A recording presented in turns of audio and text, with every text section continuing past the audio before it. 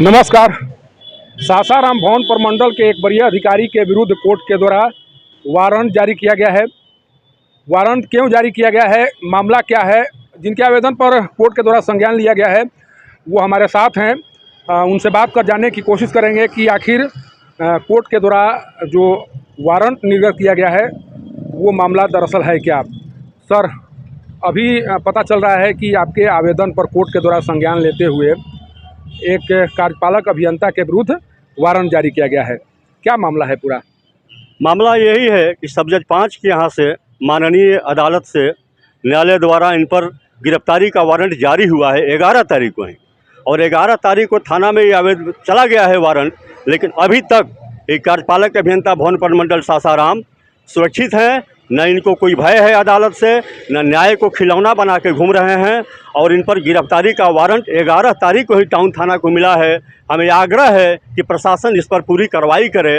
और प्रशासन में हम गए थे और पदाधिकारी से बात भी हुई थी, मुझे आश्वस्त किया गया था कि नहीं, कार्रवाई उनके विरुद्ध होगा। और 379 धारा में ये दोषी पाए गए हैं। इनके विरुद्ध आरोप क्या है? इनके विरुद्ध आरोप है कि 3 महीना पहले हमारे साथ जो इन्होंने मारपीट किया था इसी डिवीज़न पर, और मेरा जो चैन छीना था उसी पर कोर्ट में हम आवेदन दिए और संज्ञान लिया गया वहाँ, जिस पर इन पर वारंट भी हुआ। पहले समन हुआ था, अब वारंट हुआ है। और ये बेहिचक हैं और बराबर बोलते हैं कि हम देख लेते हैं हमारा क्या होगा।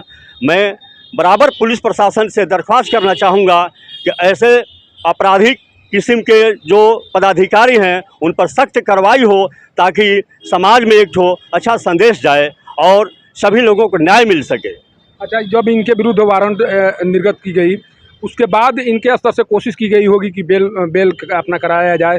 बेल फाइल किया गया है? बेल फाइल किए हैं डिस्ट्रिक्ट जज के यहाँ, माननीय न्यायालय के यहाँ ये इन्होंने बेल फाइल किया है। अभी बेल इनका हुआ नहीं है। और प्रशासन को अब क्या ये कहे हैं, कैसे प्रशासन अभी चुप्पी साधे बैठी है, अभी ये तो हमें जानकारी नहीं है। भाई बड़े अधिकारी हैं। कल की घटना है, कल 7 बजे शाम में हमारे यहाँ कुछ अज्ञात लोगों द्वारा इनके द्वारा भेजा गया। हम तो थे नहीं घर पर, पत्नी को धमकाया गया और बोला गया कि अपने पति से तुम केस उठवा लो, नहीं तो इसका अंजाम बुरा होगा।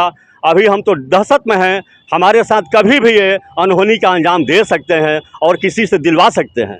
अच्छा, क्या लग रहा है पुलिस के स्तर से जो कार्रवाई की जानी चाहिए वो कार्रवाई नहीं हो रही है? अब तो देखिए प्रशासन कहाँ, इन पर तो मौन साधे हुई है।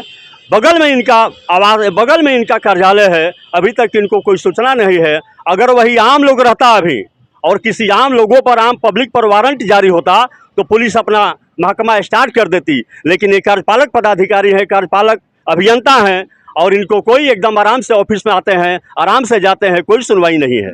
ऐसा तो नहीं होना चाहिए।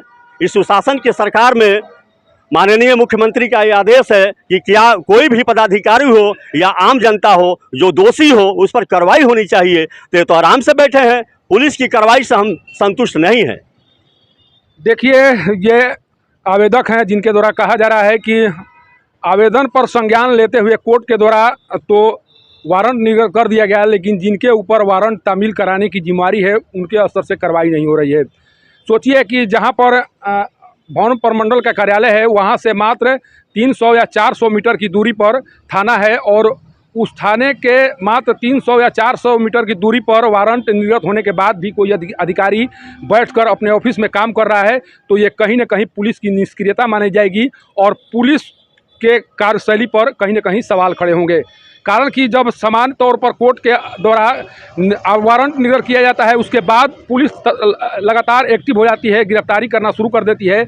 लेकिन जब एक अधिकारी के विरुद्ध वारंट जारी होता है तब पुलिस को सांप के सूंघ जाता है।